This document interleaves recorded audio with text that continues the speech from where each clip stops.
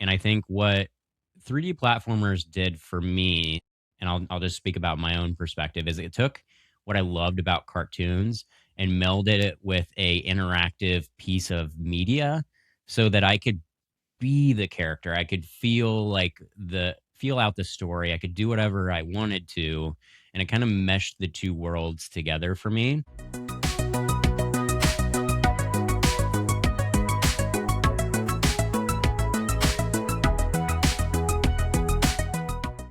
All right, everyone. We are on episode 12 of the Millennial Button Mashers podcast. Today, we are extremely excited to talk to you guys about what might be Gavin and I's favorite genre of video game. And can you guess it? If you guessed 3D platformers, you are correct.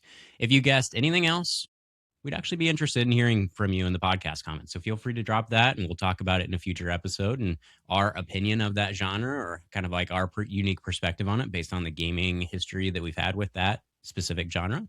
But before we jump in, anything you're playing right now, Gavin, that you want to chat through? I'm playing quite a few games, honestly, right now. I'll start off with a quick one because I feel like you're gonna break down into this more. Pocopia, I've said enough about it. I'll let you say some more about it because I feel like you're playing it a lot. Wink. I've been getting ready for Pokemon Champions. Comes out in about a week or so. Getting ready, getting some Pokemon ready for that to just implement right away. Excited. Just got Slay the Spire 2. Haven't really broke into it yet, but it's out. It's in early access. From I've what heard I've been nothing but hearing, good things. yeah, from what I've been hearing from my friends who've been playing it, it's awesome. So I am ready to sink my teeth into that. And then I finally started playing that Super Battle Golf that I talked about Yeah, episode or two ago. And I mean, it's fun. It's like I kind of said, it's almost like Mario Kart, but on a golf course. Like kind of it's chaotic but fun. Yeah, it's pure chaos. Like you play each of you. It's like you're all playing about a hole of golf at the same time. Hmm. And you're all swinging at the same time, which is chaotic enough. But then you run and get these power ups like a dueling pistol or an air horn that when you blow it, everyone that's in the radius automatically shoots full power, so it messes up their shot. There's a there's jumps and speed boosts and you can get a golf cart and it's just pure chaos and each hole the first person to get it gets the most sink it into the hole gets the most points and then it cascades down. You play 9-ish holes or however you can set up custom amount, but it's been brilliant. It's been pretty fun. Nice. And then how does the games get structured then? Is it one hole is a game or is it like Like you can or does it play a go follow the game. I think nine holes? when you set up your lobby, you can set up how many holes you want to play. Oh, okay. So it's not necessarily like 918 or whatever. It's like you can play a couple holes or whatnot, and if you do a custom lobby and stuff like that. So Okay. it's been super fun. Cool. And then It's does it reset every hole then? Like you progress, like let's say whoever the wins the hole, then no does it the like points reset and carry then out the points carry out through like the hole to hole. So like you're like mm, tallying points, and whoever has the most points at the end wins. So then like after the first couple holes, if like we're playing Dylan's in first, we gotta get him, shoot him, make sure he can't keep getting first, and got then it. it turns into like a little bit of sabotaging kind of thing. And it's like, yeah, we gotta do what we can. Everyone focus on Everyone focus Dylan, he's in first. We gotta get him. Gotta get Yeah. this guy. And it turns into that kind of thing. It's definitely, like I said, when my first thought of it is a potential friendship ruiner, and I Hmm. still think it is, but obviously not in a real way. But it's definitely some rage-inducing gameplay, which is always fun. Yeah, for sure. What is the genre of video game would you constitute that as? Because I feel like Party game, party game. I Okay. would, yeah, it's not really like I would consider it like a party game because it's not like you're not playing it competitively. There's no story to it. It's just something you like. Hey, you want to hang out with people or like play games with friends online. You just Casual. boot this up. Yeah, I would call it like there's a whole genre online people call friends slop. It's like, Mm, it's like all these games that get churned out that you just play it with friends to just kill some time and have fun. nice. Cool. Yeah. Well, the leading question there was more so like I wonder if that's going to get turned into its own like fun subgenre of like how roguelikes became a thing, Souls likes became a thing because of obviously, the Bloodborne slash Souls like games. So I'm Yeah. just curious if that'll ever, bust out I into its mean, own separate category. You get what I'm it saying? kind of maybe not like with the golf. I mean, it kind of is like it's like the party friends thing. Like it's Yeah, over yeah. the last like 3 or 4 years, it kind of has become its own category. There's not like a real good name for it. I think Mm, that's why people call it just friend slop, right. and like that's why they call it that. But it Yeah. does appear that like it's in that category of like you know it's similar vibe to like when you pick up a board game, like you're doing board game night, that kind of game. Yeah. Yeah. Cool. I like it. All right. And Yeah. then for the So folks at home that might not know Slay the Spire, going back to that, how would you yeah, briefly explain that, whether it's this one or the last roguelite, one? roguelike deck builder. You go through a castle and you're trying to kill the boss. You get through as many times or as far as you can get. You can customize it. Each turn. You play cards to do certain actions. And you fight a bunch of minions and monsters and get treasure and all that stuff. And then you climb the spire. Nice. All right. And Cool. yeah, it's the end goal. Very cool. Yeah, I've not played it myself. It does look very interesting, and like I said, I've heard a ton of good positive feedback on it. So it's only in early access right now, though, right? It's not fully Which released. it's basically fully released. Like you have to buy it to get the early access. So it's not Okay. like Yeah. so for all intents and purposes it is, but it has not been full released yet. But like looking at my friends list right now, I have a couple friends that have like 34 plus hours on it, Wow. 12 hours, 15 hours. Yeah. So people are putting time into this game already, and it's kind of like what we discussed a little bit before we started recording. It's a smaller developer, and I really like the small developers have turned into the ability, like it's become more popular to put games in early access and allow people to play it, figure out what's wrong with it, and like kind of help build this game up. And it kind of gives you more of a sense of like attachment to the game because like you kind of contributed to helping improve Yeah, it. you helped shape it. Yeah. Yeah, and like you feel a little more connected to it, and it makes you care about it more, I guess. I really Hmm. like that aspect of it, and I wish the AAA games would not be afraid to do it because it feels like they're afraid to do it, and if it's bad on early access, that they're like, they're shareholders or something. I don't know. Right. We'll be Yeah. like we'll tank the stock and all that BS. Yeah. So like I wish they wouldn't be afraid to do it, but it seems like they are. Yeah. But No, we were talking about that in the pre-show. I think there's a lot of pressure on AA and AAA developers right now to hit certain revenue thresholds, which I mean, obviously, like these companies, that's what they are, right? They're corporations. They're supposed to be making money for the shareholders, and I get that. But I think one thing we talked about is that there's so much pressure on these developers now that they might not even complete what they actually want the game to be because there's pressures of like, oh, well, we don't know what the consumer base is going to react to this on. Or to your point, Gavin, like with early access, what happens if we put like 4 years in development, we got it into early access, and then it just bombs in the market? Like, it's not a good look for our stakeholders, right? So I think that's where I'm almost enjoying the way that indie developers are kind of rising up to like fill that hmm gap oh, it's because awesome. yeah, the indie developers, they have so much passion behind them. Usually they're smaller teams, so they're a little bit more nimble. And I think to your point on early access, that gives them the opportunity to say, hey, this is what we're working on with a small investment. You guys get to come in, help shape it, give us feedback. And then ultimately it becomes a really pretty good game because the community that invested time in it is now going to be further invested towards like the success of Yeah. it in the future. It I think it just it leads to good. even works. It even works on like news style games, like where it's like Mhm. something that no one like has done before. It works as like a proof of concept. Like, look how many people went into this game early access. Like, this is a thing that can work. And like, that's I don't know. It boggles my mind that these AAA studios just don't do this kind of thing. I know. Yeah. They almost do like I think Marathon did this recently where they did like they called it a server slam because it's an online extraction shooter by Bungie. And I think that was the only kind of test that they had done on a wider scale, almost like an early access thing. Yeah. But I think yeah, they do have beta testers, and I don't know if they do that primarily in house or anything. If you guys know in the comments, feel free to educate us a little bit on that. But I think you're right. I think I like the fact that indie developers are taking the time to make these things early access and get direct feedback. They can shape the game. One thing too, in terms of Crimson Desert news.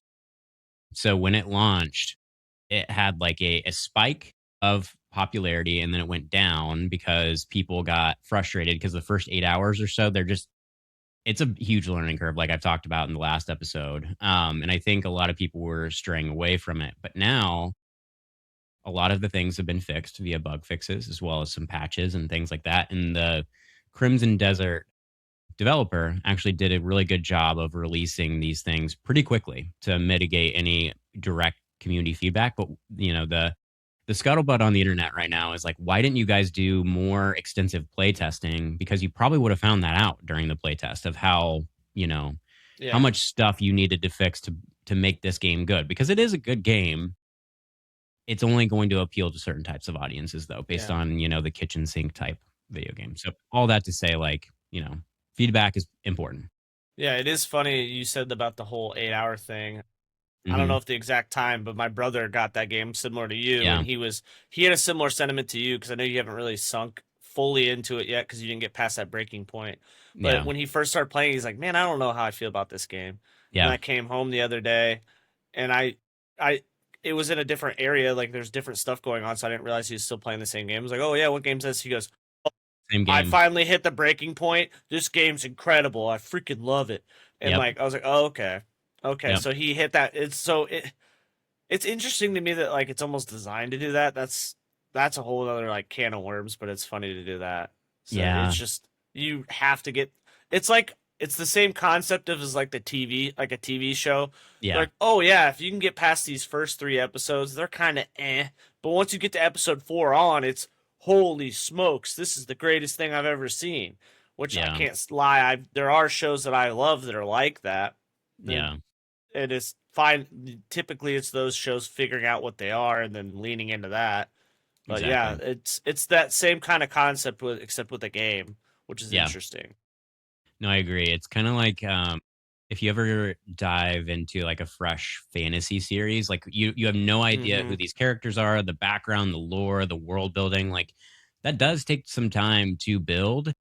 And I think with our, pea-sized brains that we have for attention span anymore, I think it's hard for people to not want like an immediate hook.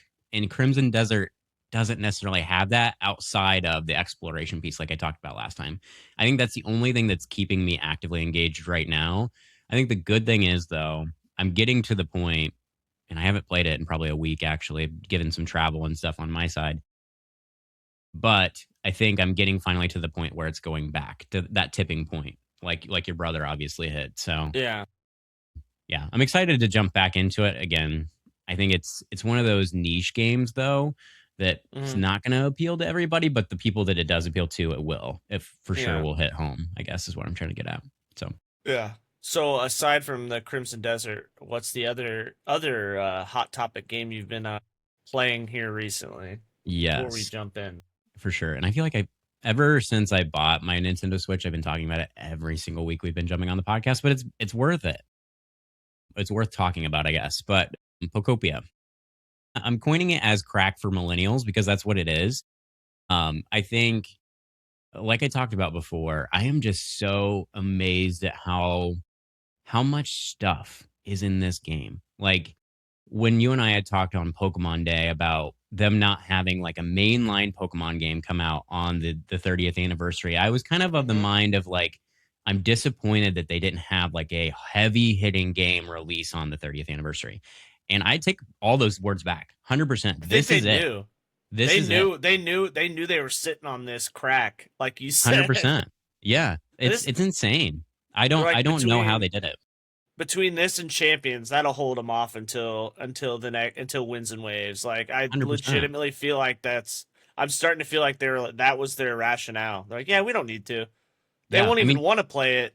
You know, they're going to that's be what I too was busy gonna playing say. Champions. They're going to be too busy building stuff in Pocopia. They don't want Winds and Waves yet. Right.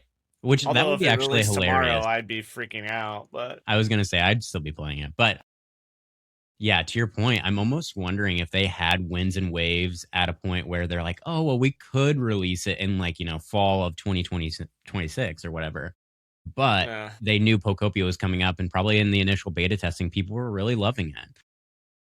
Even folks like SkillUp that I watch on YouTube, he got invited out to the Nintendo headquarters, and they they gave him Pocopia, and he was like, "What the f is this? Like, I don't want to play this. mhm.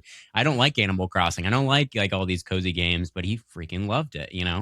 And so maybe that's what it was. Like they got such a good reception I from it think it's when it such a play yeah. tested. But yeah, I think it's such a like it's just the hook for me is like obviously Pokemon, but it's the yeah, personality behind each Pokemon being like yes, different. Like each Pokemon feels like a different character other than just looking like a different Pokemon. Like yeah, it's just I don't know. It's just a great game.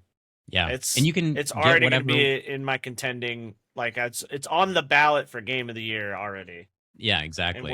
we're almost April now at the Yeah, time of record. exactly. Yeah, it's crazy. Yeah.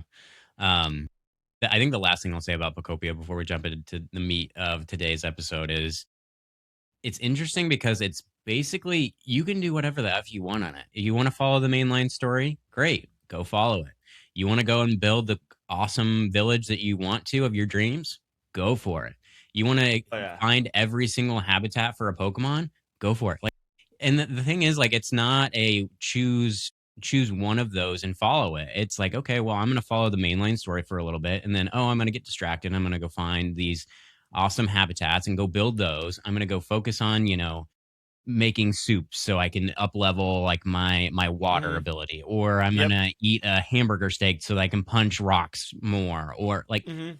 And it's so funny that like each of these individual I would call biomes for these little areas. I think it's funny because like I'm in I call it like the second area where it's almost like a lot of caves and you find like a little Yeah, bit yeah, yeah. of like the iron ore, the copper ore, all that stuff. Like that stuff is kind of like Minecraftian in my mind. Like that's like Mhm. typical Yeah. Minecraft. So I'm gravitating towards that. But I think it's interesting because like the cave system, they seem disconnected at first. And then you find like little holes in the walls and like you'll beat through them and then it'll be like this giant circle, which is really cool. So, anyways, I Yeah. digress. Like, but I agree with you, Gavin. I think the funny thing is, I did not expect Pocopia to hit as hard as it had. And honestly, when it first jumped out, I was like, okay, Gavin's got this one. He's a Pokemon fiend, if you don't mind me saying that. No, And I think it's accurate. he'll provide great feedback on it, and I don't have to worry about it. We'll have great coverage from it from a podcast perspective. I freaking love this game. I don't know. And I'm like, yeah, I can't wait till I play it next. And I play it literally every single day. So Yeah. just wild. But Yeah. let us know in the comments too if you guys have been jumping into it. I'd be curious to hear what your feedback is. And And if you haven't bought it, last thing buy it. yeah.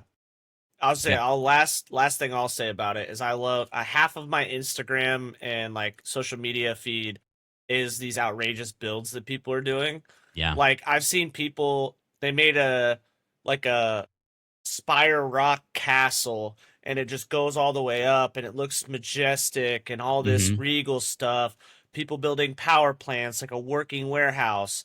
And then I think my favorite, I've told you about this one, is someone created a scale model of a Waffle House. But you didn't tell me about this one. No. I thought I did tell you about it. Yeah, Mm-mm. someone made I a don't think Waffle so. House. They just made a scale Waffle House, and then they have Hitman Lee as the a guy behind the counter running the register. Flipping waffles. Yeah, just and it's like got the seats and like it's indoor. Like you open the door and it's in there and it's all that stuff. And I'm just like that. Like this is the kind of stuff. This is the kind of stuff why I love the internet. And Hmm. like it's the best of the internet because like people are like just goofy and creative like that. Like people done cool stuff like the castle and then like someone made a scale replica of the original map, like the bird's eye view map of the like Hmm. original map with all that stuff, and then someone makes a freaking Waffle House. I don't know. It's just great. If you It have is the great. means to be able to get it twice. I don't even know. Just Yeah, this game's great. I want as many people to that can get it because I want Nintendo to not be afraid to make more types of games like this that aren't just Pokemon. Like agreed. more exploration type of thing. So, Agreed. Yeah. It's definitely provided a unique lens on the Pokemon ecosystem for sure. And takes yeah. away like the battling aspects and makes it again more cozy, It's more just peaceful. peaceful. Yeah. Yeah. Easy to pick up whenever you want. It kind of almost has like that roguelike mentality of like, oh, I'm just gonna jump in for a little bit, like and see the unique Yeah. spin that I'll get or the unique Pokemon that will be rustling in the bushes. Like actually, one last thing before we jump in. One I last thing. promise this is a one last thing. So like I'm walking to go get coffee right before this episode recording, and there's like these bushes that I was walking by, and it was like rustling because of the wind. I'm like, is there a Pokemon in there?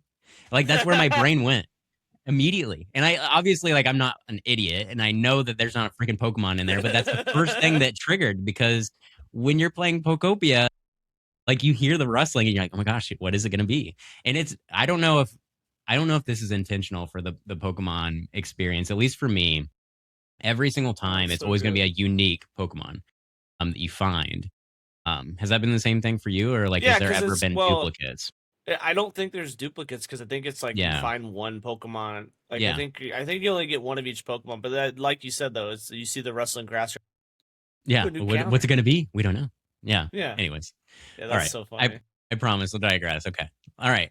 So for today's episode, we're going to be talking about 3D platformers, and for those that stick around this far, thank you so much.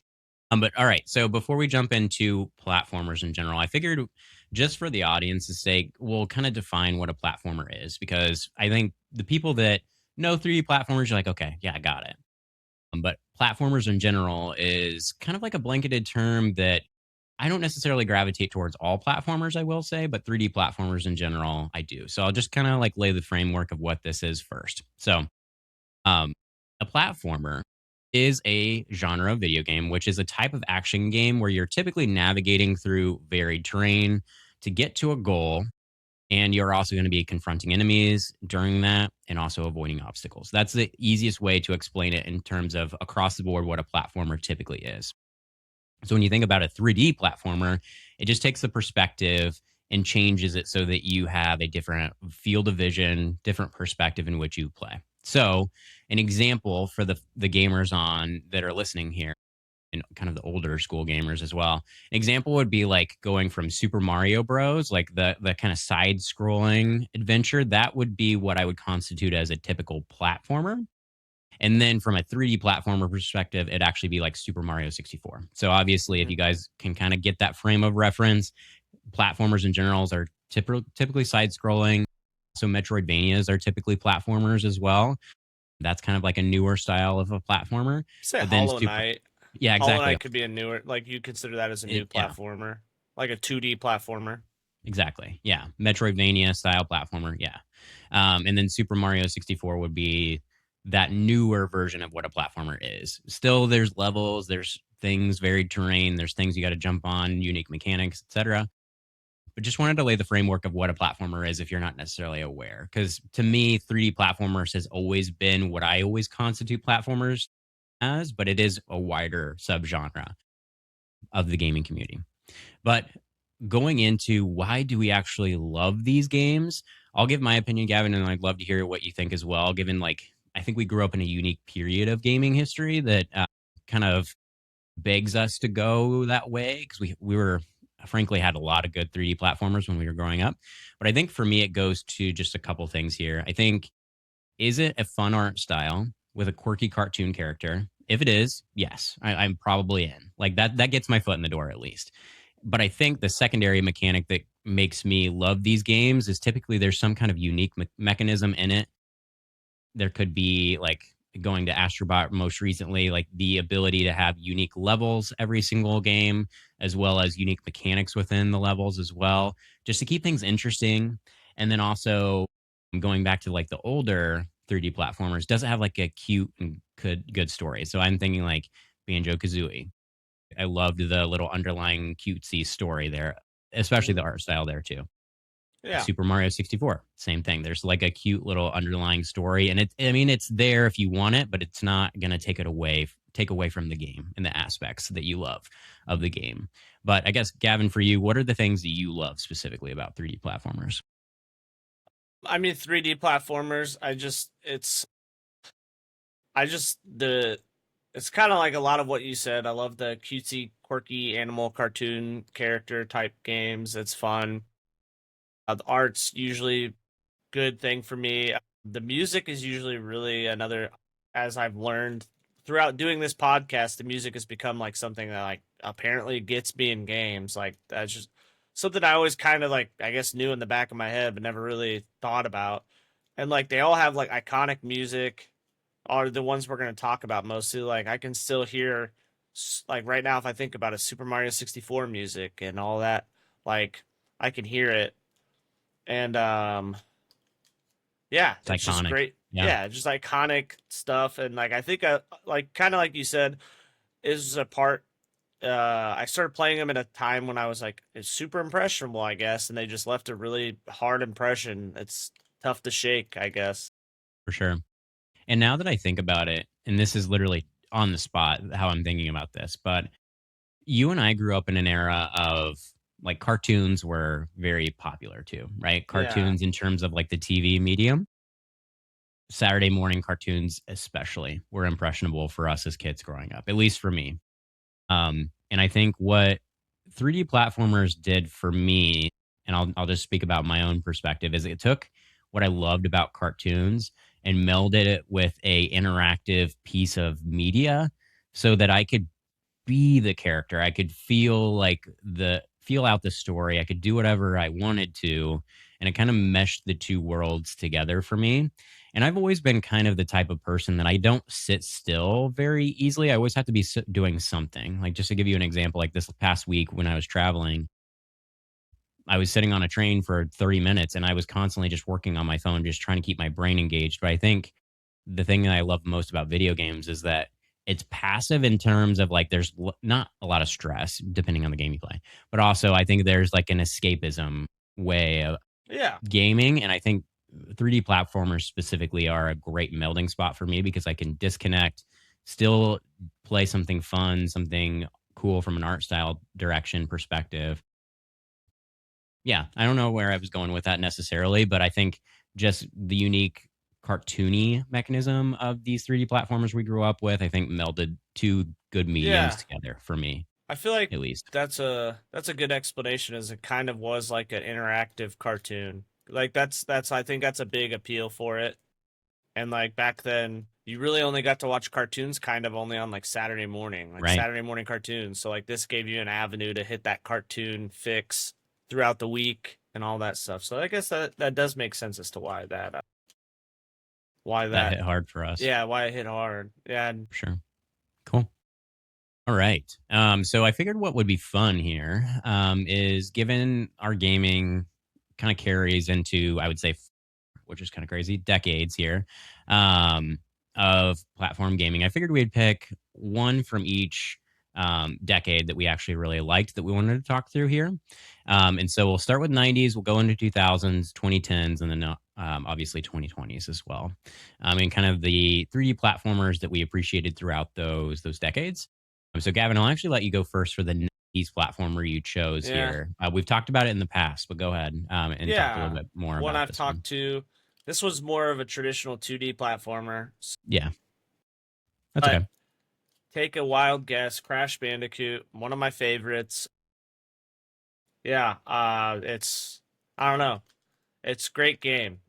Obviously, I spoke in our very first episode. If you haven't checked it out, you should. Why we got into gaming, all that fun stuff. Basically, long story short, when I was a very young lad, I played this game a lot with my grandma. Meant a lot to me, still does. So it's kind of has a special place in my heart, even though it's technically a 2D platformer. But I'll still say it here. Yep, for sure. I think for me, it's similar. And we've talked about this. And again, great plug there too, Gavin, on like previous episodes of like what got us into gaming, because I think 3D platforming was absolutely one of those things that was a factor for both of us. Hmm. But for me, Banjo Kazooie. Um, and I gonna pick Banjo because I don't think we've talked about that character much in the past, maybe in passing. Not as But much. yeah, No. like Gavin and I have talked about like Donkey Kong and how I think both of us really gravitated towards that. You for country, me for more like Donkey Kong 64 was an Hmm. impressionable game for both of us. I mean that iconic series. But for me, Banjo Kazooie was also one of the first Nintendo 64 games I can remember where I think I actually beat the entire campaign as a young kid. I think for me, again, attention span and other things being a factor here, Banjo Kazooie was enough that it was a unique platformer. I love the two characters, the bird and then obviously the bear of Banjo. And then I think I really liked the fact that there was always something that kept you going. Like in the first level, let's say, it was just introducing you to like the basic motion mechanics and everything. And then like you would go and you would get Kazooie had the ability to walk up like steep hills. So you learned how to do that. And then eventually I think it learned how to he could fly and like glide. So it Hmm. just like it kind of progressively made different mechanics to keep you engaged and interested. And I again like the art style and the story overall was cutesy and fun. Again, melded what I liked about cartoons, but also in an interactive medium. But again, also honorable mentions for me in the 90s was Donkey Kong 64. Obviously, got me really hooked into video games as well as Super Mario 64. Yeah. So that's the 90s. Let's move on to the 2000s. I'll go first on this one actually. Hmm. And I'm gonna pick Jak and Daxter 2, actually. Those that have listened to us for a while, you guys know that I'm a Sly fan, Sly Cooper. I play it every single year at least once. One of the three I'll at least play. Usually I gravitate towards Sly 2, which we'll talk about, I'm sure, in the future of this episode. But Jak 2, I think the reason why I like Jak 2 the most out of the entire series is mostly because when you think about Jak and Daxter, the first one at least, there was a lot of like quirkiness to it. And what I mean by that is like Jak actually didn't talk in the first game, which was interesting because Daxter being like the sidekick, he was the primary voice you would hear throughout the entire series. Jak was Yeah. just like a mute protagonist, which is fine. Which is But in Jak standard. 2, it's very standard. But Jak 2, he actually kind of had a personality. He had been through a lot of stuff and he had basically gotten captured at the very beginning, not spoiling anything. It literally happens within the first 30 minutes. But he gets captured. And then I think it's interesting because for those not aware, like Jak and Daxter, the original one, let's say it happened just for frame of reference perspective. Let's say it happened in the 1900s. The game for Jak 2 actually happened in like the year 20 or 2200, let's just say. It was a way in the future.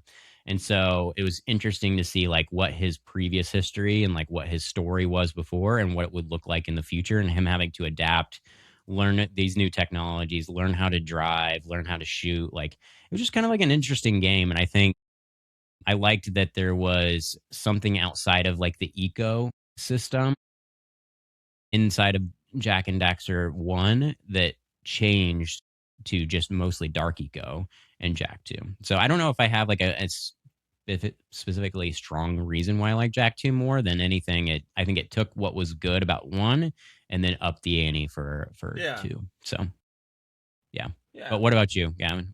What was your 2000s platformer of choice? Mine was Ratchet and Clank Up Your Arsenal. Fun little pun there, obviously. Came out back in 2004, and it was the third game in the series. Hmm. I just liked it. I mean, it took a lot of the good things from the first couple Ratchet and Clank games. I Similar to like Jak and Daxter, but although Ratchet does talk the whole time, I like both characters. They both feel like they're different enough to be distinguished, but they feel like they're very well together. Like Clank is like a very like, monotone, like straight shooting robot man, and then Ratchet's like kind of like the loose cannon. Hmm. It's fun, and it's just fun gameplay. I like the characters in it. The story's great. The gunplay is fun, like all the different Yeah, types of weapons that you get and all that stuff. And it was just the next installment in that series. It was just great, yeah, and for it sure. gave me it gave you the stuff you want in that platformer. For me, at least, you run around firing weapons at enemies, and you see a bunch of stuff to pick up. Like for that, it's nuts and bolts, and you see a bunch of those to pick up, and you go pick them up, and that's your currency and all that stuff. It's great. I do love Ratchet and Clank, and one thing we were talking about in the pre-show is, for me, I always knew Ratchet and Clank was a good game, but for whatever reason, I would always play 50 to 75% of the campaign, and I would just fall off for whatever reason. But I do appreciate, like, I really love that, to your point, Gavin, the dynamic between Ratchet and Clank. I think they both bring unique perspectives and kind of like don't keep each other in check, but they're mutually better together. Like, I don't know, like if it was just a game about Ratchet or just a game about Clank, I don't know that I would love it. And I think there was actually a spin-off I where think it there was just like a was. Clank game. Yeah. I know they did it with Jack and Daxter where they had Daxter as a game, which was fine. Interesting. I don't think I remember that one. It was on the PSP. I don't know if it was I don't know if it was like a PS2 game, to be honest. It Gotcha. so the folks that haven't played it, like Gavin, for Daxter, what I'm recollecting was he was basically like a bug catcher kind of guy. Like, so like he would go into like these infested areas and basically capture bugs. Like he would have a fly swatter he would hit the flies with. He would also have other machines to like suck up the bugs in the area. And so it was a decent game, but it quickly lost its luster for me specifically. I don't know if anybody else feels the same or would disagree, but I think it was a very cutesy, simple game. But I don't think it ultimately took off. Like it wasn't Hmm. anything like where they're like, okay, well, we're going to do Daxter 1, 2, and 3 because of the success of the first one. So, Yeah. but I think that came out in the 2000s as well. Yeah. I've special shout out. You said the bug catcher, and it like light bulbed another game that I played a bunch of when I was a kid. Was a youth. As a youth, it was Ape Escape. Oh yeah, uh huh. Did you ever play that game? Yeah. I That hadn't, but I know what you're talking about. Yeah. Yeah, that one was super fun. You run around, some like sentient monkeys have taken over, or kind of taken over like this world thing, and you have to run around and catch them with it looks like a big bug catcher net, and there's different Mm-hmm. kinds and all this stuff, and you have to catch a certain amount in each level and all this stuff. Yeah. And you saying the bug catcher thing made me like, oh yeah, light bulb. That game was great. Yeah. Yeah, it's a super fun game. And yeah, I think that was in the 2000s too. Yeah, Cool. I was checking the release date just to double check.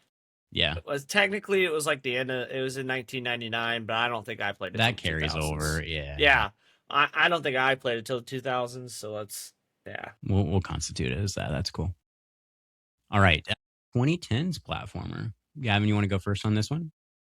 Yeah, on this one, I had a very similar answer to yours as I saw in the thing, but I wanted to say something different so that way we're not just saying the same thing over and over. I said Psychonauts. I did speak about this game when we talked about our Eras tour a little bit. It's a fun game. Concept is you're a young psychic boy that goes off to a psychic summer camp to like learn how to do their psychic technologies or harness their psychic abilities. Some things go wrong. You have to, save the day kind of thing. And it's just super fun. The writing in it's really good. Like the story, the voice acting is very good. It's interesting because like the mechanics of like you said, like the like thing you like in a platform or 3D platformer is like it's similar type of gameplay, but what's the little difference to make it like stick out? And like the whole psychicness, like you can use telekinesis, you can like Right. do all this other kind of stuff is cool. And like the whole like concept of the game is like you're going into people's dreams and like Mm-hmm. exploring their psyche and doing that kind of stuff. and it was just super cool, Yeah, for super sure. fun game. Yeah. No, I agree. And I did not play the original Psychonauts, but I did play Psychonauts 2, we'll talk about here shortly. But I do agree. I think the unique mechanism or mechanics in Psychonauts really hooked me with, like you mentioned, like the telekinesis, the ability to like light things on fire, the ability to like almost take like a virtual hand and grab things and like throw Hmm. them. Yeah, I think it did a really good job of taking what was good about 3D platformers and kind of just making something unique that hadn't been done yet. And so I really like it. And I think the art style too, like we always talk about art style, but I think that one always had like a unique flavor to an art Hmm. style. It was almost like kind of like grungy almost. Like I don't know how to explain it necessarily, but like that's the first thing that comes to my head, Yeah. especially like with some of the characters' faces and stuff, like how they're kind of like stretched out and stuff. So, Hmm. anyways, Yeah, definitely very unique art style. for sure. This one's probably an easy pick for most people that do like 3D platformers and know Gavin and I like Mario, but Mario Odyssey, I had to put that in there. I think when Mario Odyssey came out, it was one of the most unique games because Mario up until that point hadn't done anything revolutionary like this until In a that point. while. Yeah. I mean, because the last game that had come out was Super Mario Galaxy 2, which was a Yeah. sequel to Super Mario Galaxy, which Yep. did some stuff, but Nothing like, revolutionary though, right? I mean, you had the whole planet system and like the way like the gravity, like you Yeah. jump between the planets, so like there was like the different mechanic. But I mean, the difference, the time between there's a big gap Between that and Mario Odyssey. between the two. Yeah. But I think the cool thing about Mario Odyssey, and I'm actually glad that they kind of kept this with Donkey Kong Bonanza, at least from what I've seen. I told Gavin in the pre-show when I got my Switch 2, I also bought that. Didn't bundle it necessarily, but I'm excited to play that at some point. So going into like the 3D platformer era, I'm glad that they're continuing that type of game. But I think for Mario Odyssey, I like the fact that each of the worlds that you would go to were extremely unique. Like I think even the one that sticks out the most for me in Mario Odyssey is like the New York level New Donk where, City. yeah, New Donk City, exactly. Where they had kind of like more realistic like characters you would interact with, and then Mario was Mario, right? And so it kind of was like an interesting, like he almost felt out of place in New Donk City, but at the same time, it was cool because he felt out of place, if that makes any sense. Yeah. And I like the fact that you would throw your hat at things and it would just completely like change everything. Like you would throw your hat at a T Rex and you become the T Rex, or you would throw your hat at like the electricity poles so that you could like travel to different areas within that individual level. And I think it made things simple enough that you would pick it up quickly, but it took such a simple mechanic and made it unique and made it compelling, if that makes any sense. Yeah. Like something so simple as throwing your hat, which I think he had done in other games too, right? Had he ever thrown Mm-mm. his hat before? No. That was the first one because like in that one you find Cappy and he That's replaces your right. hat. That's right. Yeah. On the first level, yeah, you find him and he replaces your hat. Hmm. And I think it's interesting too, like that game as well, just to show progression in the overall story. You're basically flying this giant hat ship, and you have to find what was it? Were they what were the things? Were they bananas? Uh, No, they were different. They were like they're star moons. They were moons. moons. They were Moons. shaped like bananas though, kind of. Yeah, they were like, yeah, they were like Yeah, they were sliver crescent moons. moons. Yeah, Yeah. exactly. Yeah. So you would have to go and find those to power up your ship so that you could chase Bowser and eventually get Peach, right? That was the Yeah. the Yeah, you're shtick trying to behind it. at the very beginning of it, Peach gets kidnapped, classic. Yeah, exactly. And you Real have to original. yeah, real original, yeah. They haven't beat that Hmm. into the ground.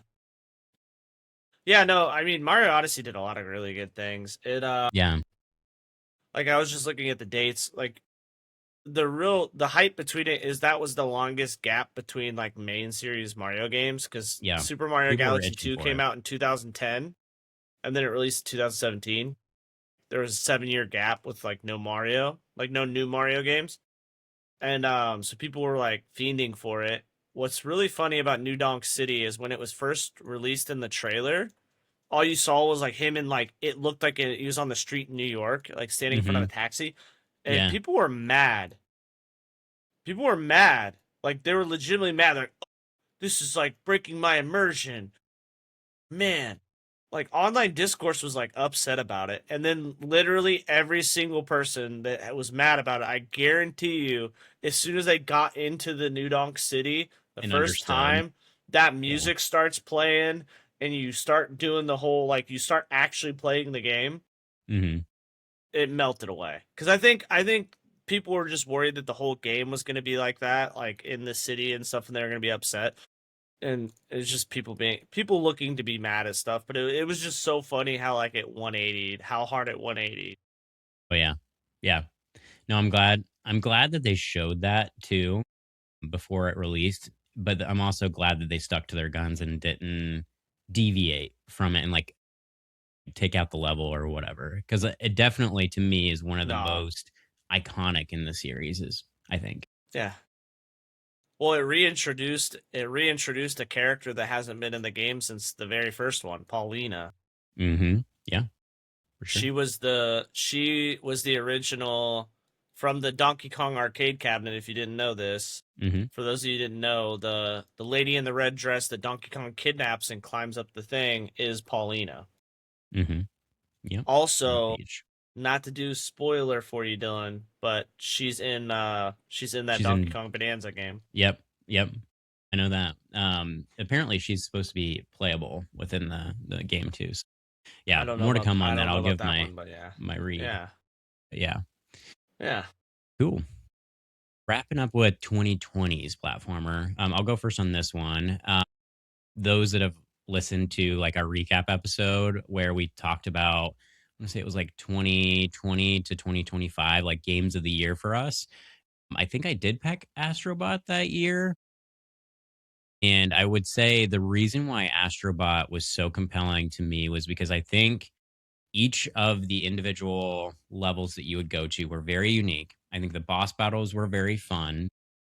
I think each individual level, you would also go and find the bots, and each of them were unique. So they would have basically the extensive IP that PlayStation has.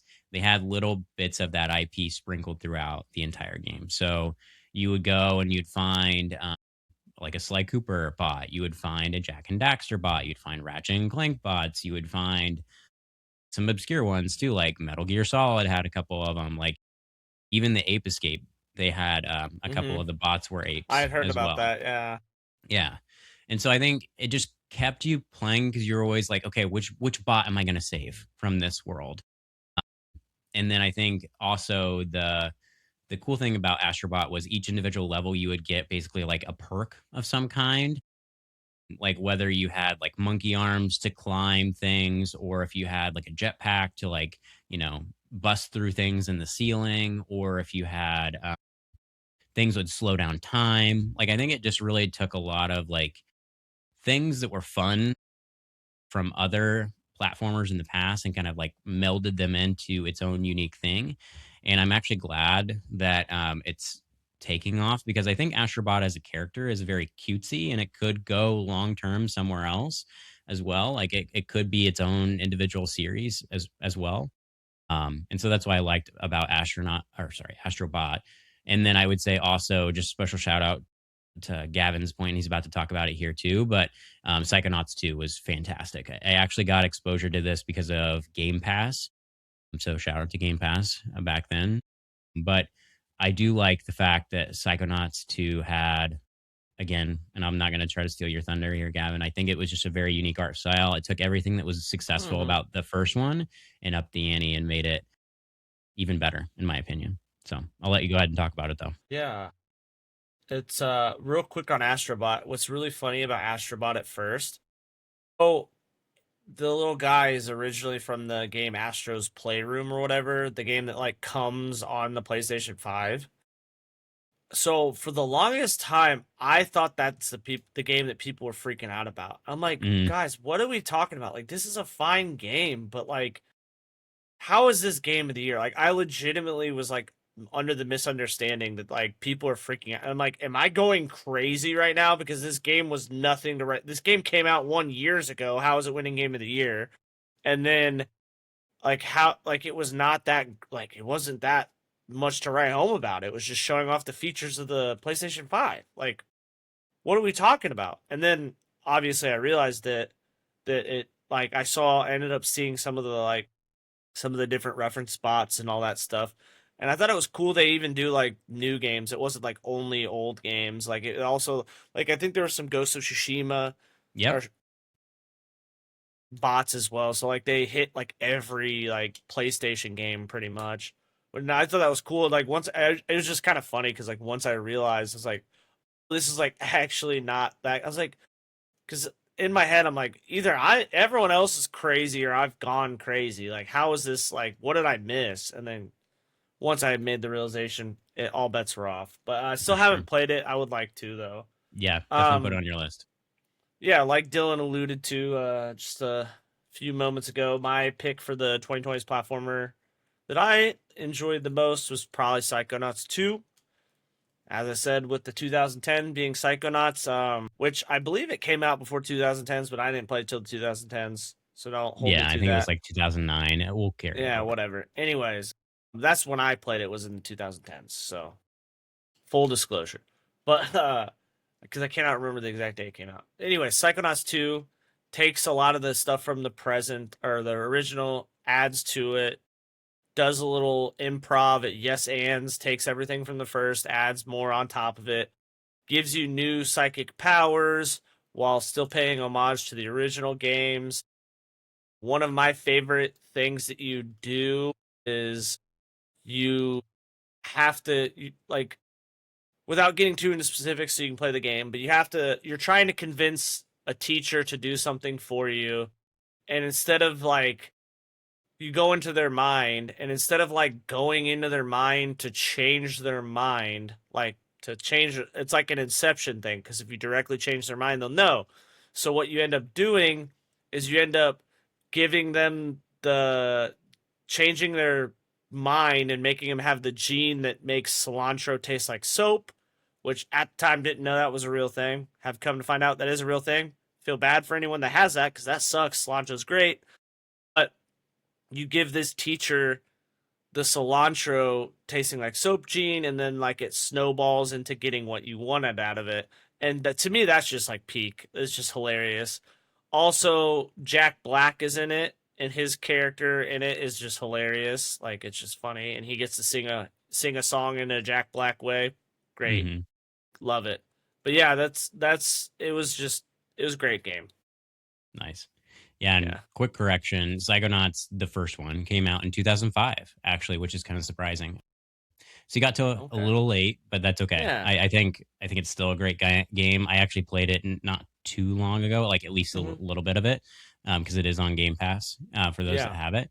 Um, but it is very unique, very cool. It's hard though for me though, starting with Psychonauts 2 to go back to Psychonauts because I think it took a lot of the things from one that were good, but also made them even better. The I movement's a didn't lot better exactly. for Yeah, I think sure. that's the biggest thing. So, all right. So, with that being said, let's jump into a couple rapid fire questions and we'll wrap up this podcast for today. But going back to some 3D platformers that I think really made this subgenre pop, at least in the 2000s, we'll kind of have that frame of reference here. But I would ask you, Gavin, first, if you could only have one of these three, the other two would not exist ever. Which one would you pick? Sly, Ratchet and Clank, Jack and Daxter. What would you pick? Well, I refuse your question. I'm going to choose the option behind door number 4, and I'm going to choose Crash Bandicoot. While technically it's a 2D platformer, I don't think you would have the other three without that one, so therefore I choose Crash Bandicoot. I mean, Crash was the face of PlayStation. Like he was their Mario, their Sonic for the longest time. So that's I'm refusing your question and I am choosing my own Mm, answer. mm. All right, whatever. So you can guess, fill in the blank, whatever you want. We're just gonna let the host not take control of this episode. That's fine. Anyways, I'll remember that for the next time when you're hosting and I'm not. So whatever. Well, we'll see. It's fine. I would pick Sly, hands down. People that have been listening to us for a while, you guys know I'm a big Sly Cooper fangirl here. I couldn't tell you exactly why I would pick Sly out of the two, or out of the other two. I mean, I think I just gravitated to Sly more. I think the story from the start always got me with Sly growing up in an orphanage, finding Bentley and Murray just as his friends, and then also I really love the premise behind the Thievius Raccoonus. The Thievius Raccoonus, for those that are not familiar, it's basically like this long-standing Cooper history book, like Cooper's history, family history book, where going back to the olden days, like he had somebody that was in like the Egyptian era that had like a certain ability to like blend in to the wall. Like he would almost have like an invisibility power. There was also another one. I think his name was like Tennessee Kid Cooper or whatever. He'd slide on rails. And the cool thing about the Sly Cooper series is you would find out each of these abilities that your ancestors had, and then you would actually learn them and use them for some kind of implementation, whether it was getting around the world, it was sneaking around enemies, it was I don't know, it's just a really cool way of like tying almost like family lineage and like what makes you you from like your family history and makes it into something like a unique mechanic in a game. So that's what kind of compelled me, at least from the start with the first one. Um, and then I'll actually go into the sub question that I had to the one above. Um, so I guess Gavin, since you're going off script, which game in the series would you choose out of the Crash Bandicoot series? Then I feel like the question is on script for this one. It says which, you asked which game of the one I chose. Well, I would, it's fine. Just answer the I still question. made a It's fine. choice. It's So fine. Just answer your question. I would say Everything's probably fine. Crash Bandicoot 2. I feel like the second series in a lot of these series is the peak because Hmm. they typically tend to take what was best in the first one, add to it, put a little spin on it, and then usually the third one is where it gets a little crazy because they try to do too much, it almost seems like. Yeah. So but Crash Bandicoot 2 was the one that I think is my favorite. Nice. Just Yeah. the level design. It had like the first one where you can ride on the little tiger and all that stuff. You got to Hmm. play as Coco, his sister, a couple times, and yeah. Yeah. Yeah. No, I would agree with the sentiment of like, I think the second one in the series is always the best, in my opinion, just because they do take what's great about the first one and then make the tweaks that the community was ultimately asking for and putting it into a good package for the second rendition in the series. So for me, since I am going to be following the script, I would pick Slide 2 or Jack 2. Mostly covering Jack 2 just because I've covered it in, previous questions before. But Slide 2 and Jack 2, I think both, again, take what's unique about the first one and the story that they had built and then made things even better. So just talking about Sly 2, Band of Thieves, because I do go back and I think this is my favorite of the entire series. But I like the fact that like in the first one, you are following each of the Fiendish Five members and trying to get back pages of the Thievius Raccoonus. So like very, very linear, which was fine. But I think I like the second one better because you go into each world and it's all kind of like open world style. So you have the ability to like have different missions with Sly, but you also got introduced to Murray and Bentley specific missions as well. So it kind of like I did like candidly and transparently, I did prefer the Sly missions, but I did like that it was kind of different or cutting away from the norm and allowing you to play as Murray or Bentley. And Hmm. so I think I liked those aspects as well. Again, same thing with Jack 2. I think it took everything that I liked about Jack and Daxter 1 and made it different. Um, and kind of went completely away from the original premise behind Jak 1 and made something unique with Jak 2. So I just wanted to cover those two quickly. Final two questions, and they're both related to each other. So if you only could pick one of these three, which one would you pick? Spyro, Crash, or Super Mario? Gavin, you're up Well, first. I feel like you guys probably know the answer. The name, the answer that I'm gonna choose before the sake of picking something different. I will say Super Mario. I mean, the Mario series, kind of like what I said with the one about the last question. Like, I feel like you wouldn't have Spyro, you wouldn't have Crash without Mario. Like, it's whether or not they want to admit it. Those Mario was a building block, like a base foundation for what they wanted to do. So like Mhm. I feel like it just is the platformer. Yeah, the de facto platformer. Yeah, agreed. Yeah, and I would agree with. I won't, reiterate everything Gavin said, but I do agree. I think Super Mario, Nintendo had something very special with that. It's obviously still IP that they carry forward today, so very iconic. But yeah, I think Super Mario 64 specifically was the one that really flipped the platformer and the 3D platformer on its head, and it kind of created a blueprint for all these other games to be successful in my eyes. They took at least Mm-hmm. the foundational mechanics there and made their own things, but I do think at its core, Super Mario 64 was the catalyst for that. Yeah. Sub question to the one we just mentioned: which game in the series is the best in your opinion? Out of Since we both picked Super Mario, which one is your favorite out of the series? I feel like again, if you've been listening along with us, you might be able to say it with me.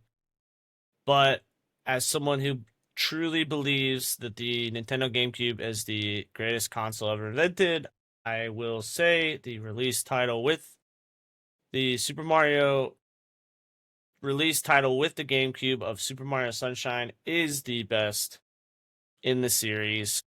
It has everything you want in a Super Mario game. Great 3D platforming, new quirk slash mechanic that makes the game feel unique, cool setting. You're on a beach vacation, fun, fun new baddies and like bad guys and like stuff like that. Got that. Cool new mechanic with the washing away paint. Got that. Music, definitely got that. Like that's got some of the best Mario music of all time. And Hmm. then yeah, it's just got everything you want. Yeah, for sure. I think for me, and I would definitely agree with that, Gavin. I think I never got my hands on Super Mario Sunshine. I was never really. My friends had the GameCube, and so I never had it myself. I did play a little bit of it, but I never got to finish and experience the whole thing. But from what I did play, I would definitely agree with your sentiment there. I think that's a very strong game in the series. I think for me, I would pick Mario Odyssey. Going back to what I said before, I think it took everything that was great about the series, made something brand new, made something feel fresh into a series that then had been so long standing. And they took a risk there, to be completely honest. I think they took a complete risk in that genre and made something completely new with old IP. And again, I think they created a framework for future successes because, like we mentioned before, again, we don't have direct, hands-on keyboard or hands-on joystick with the Donkey Kong Bonanza. But from what I've heard and what I understand and the gameplay that I have watched, it does take the Mario Odyssey framework and changes it based off Donkey Kong as a character and makes something unique. So I think because of that and that catalyst that it's sparking in the Nintendo ecosystem, I have to pick that because it's been such a catalyst for future Yeah. success. It almost seems like every time they put out a Mario style game, it shapes the platformers for that like cycle. Agreed. Agreed. And special shout out to just in Mario in general. I didn't mention this, and I don't know if we would kind of constitute it as a 3D platformer, but the Luigi's Mansion games are Love it's not fantastic. I I would say that's more of like a 2D platform. It's not even really Yeah, a it's kind of like platformer side though. scrolling, kind of. It's a side Yeah, like it's kind of it's 3D not though. really a platformer. It's more like an adventure game because it's Hmm. not really like you're not really jumping over stuff. Like No, no, you're you're right. running through the mansion and just Killing Ghosts. No, Luigi's Mansion is great. Yeah, I do love it. It gave love to a character that at the time when it first came out, people were like, why are they making a Luigi game? Like, who cares Because it's about Luigi? good. It's so Well, good. yeah. And then they played it and were like, oh, this is awesome. Mm-hmm. Which I think they just remade Luigi's Mansion 2, I think. They like And made a then yeah, remake or a remake or they remade that, and then they also made Luigi's Mansion 3. yeah, which I think I've only played 3, to be honest. Really? Yeah, I need to go back and play 2 at some point, which Yeah. who knows when that will happen, just given how many good Right. games are out right now. But Sure. yeah, Suffering So- from success. exactly. Yeah, for sure. Okay, cool. Well, that wraps up our episode for today, guys. Keep us posted in the comments. What do you guys think? Answer the the decades platformer of choice if you want to, or if the rapid fire questions. If you have a super compelling comment there, or you feel compelled to comment, I guess feel free. We'd love to hear from you guys. Just a quick plug for us on this podcast, just to make sure that we get some traction with the community. Please rate wherever you're listening, whether it's on Apple or Spotify. Like it. If you are on YouTube, share it with a friend. Also comment. That's what the algorithms do. They all feed off of those direct interactions. And if you like what Gavin and I are doing here, just chatting about video games every week, please do support us. And we do want to hear from you guys in the future too, just to shape potential episodes of what we might want to cover in the future. We definitely want to take community feedback as we continue to grow the channel. But as always, we appreciate you listening to this podcast. Again, like, share, comment, subscribe if you haven't already. And then we will catch you in next week's episode. Yep. Stay tuned.